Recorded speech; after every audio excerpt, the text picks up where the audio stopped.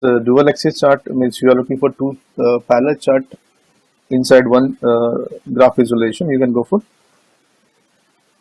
stag and this line chart together. Let's see. Shade axis, I say it is, let me take it as a category. Column, I say on column I want sales should be displayed. Oh, sorry, let me try it here. Yes, on column it is there. On line value, I say profit should be there. Let it be.